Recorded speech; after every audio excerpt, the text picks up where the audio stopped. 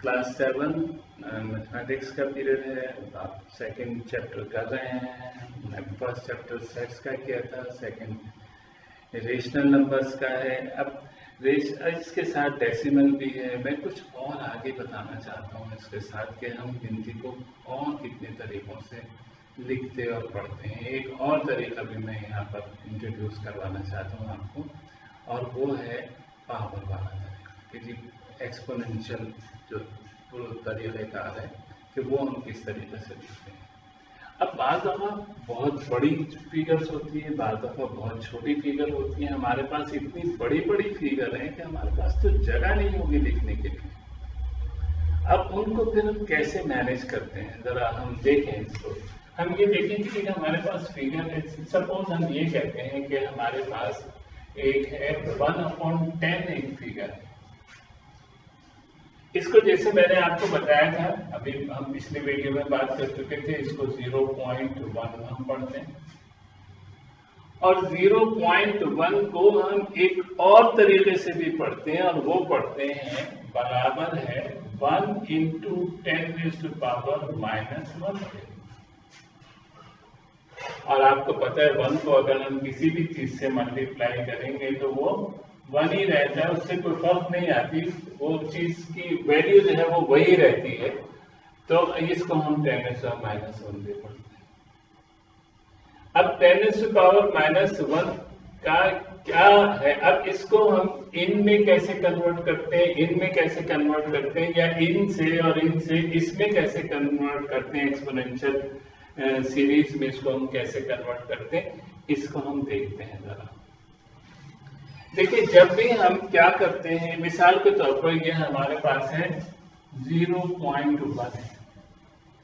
0.1 को हम क्या करते हैं, हम सबसे पहले इसको करते हैं कि इसका डेसिमल हम खत्म करते हैं।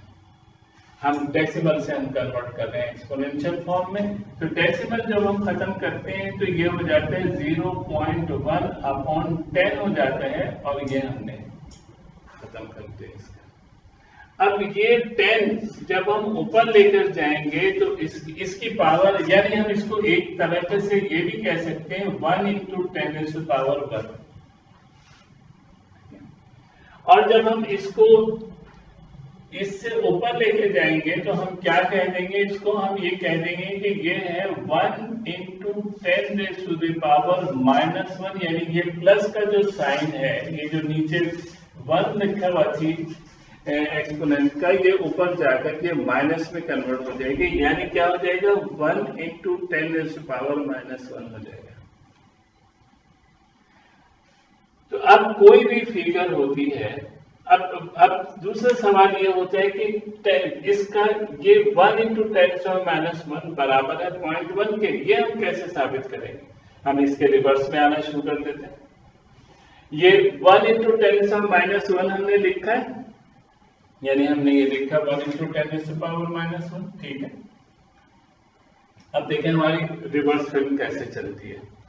1 × 10⁻1, इसका मतलब क्या हुआ कि हम इसको जो ये जो एक्सपोनेंट है, इसको हम प्लस में करना चाहते हैं, तो हम इसको नीचे ले आएंगे, यानी 1/10⁻1 हो जाएगा, इक्वल्स टू 1/10⁻1 हो जाएगा। और इसी तरीके से 1 × 10⁻1 को जब हम 1 अंदर रखते हैं, 1 बाहर रखते हैं, और 10 को हम डिवाइड कर देते हैं इस 1 से, तो क्या आएगा, ये हमारे पास नहीं जा रहा, तो हम 0 पॉइंट लगाएंगे। और सॉरी ये हम क्या करते हैं कि 10 से हम डिवाइड करते हैं ये 1 को, और हम क्या करते हैं, ये 1 नहीं जा रहा, तो हमने क्या किया, डेसिमल लगाया और एक 0 उतार दिया, और ये हमारा चला गया 10।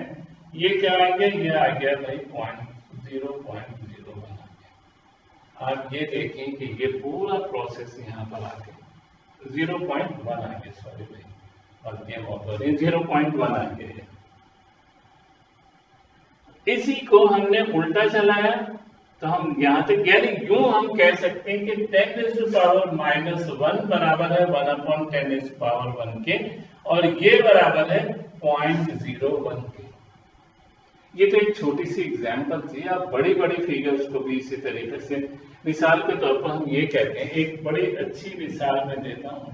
हम ये कहते हैं, मैं ये चीजें आप करके बताता हूँ ताकि हमें पता चले। मिसाल के तौर पर हम ये कहते हैं कि एक मोल अगर एटम का, एक मोल हम किसी मॉलिक्यूल का अगर हम देते हैं तो वो उसके मॉलिक्यूलर मास के बराबर होता है। ये थोड़ी सी केमिस्ट्री है, इसमें थोड़ा सा केमिस्ट्री में मुझे इसमें से सिर्फ फिगर उतारनी है, आपको केमिस्ट्री नहीं पढ़ानी।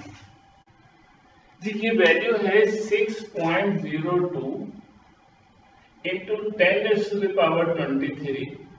और ये देखें कि इस मोल में हम ये कहते हैं कि ये एक फिगर है, केमिस्ट्री की एक फिगर है। हम क्योंकि केमिस्ट्री हमारा असल मकसद नहीं है इसको पढ़ने का, लेकिन इस फिगर को हम, ये है क्या फिगर, सबसे पहले तो हम ये देखते हैं। ये फिगर है,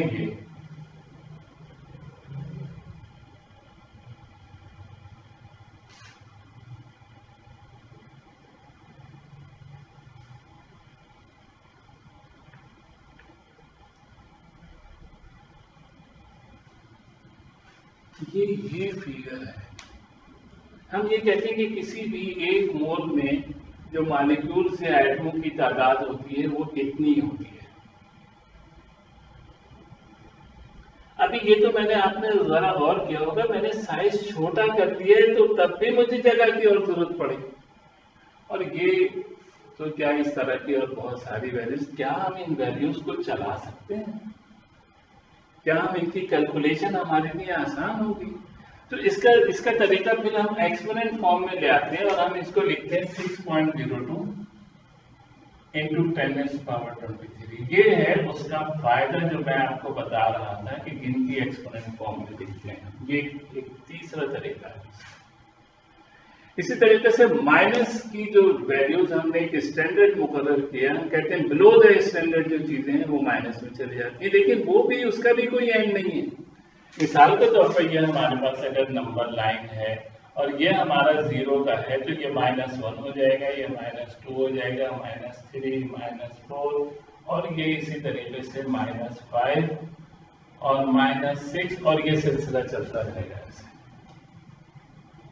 जो हमने टेक्निक वहां पे रखी थी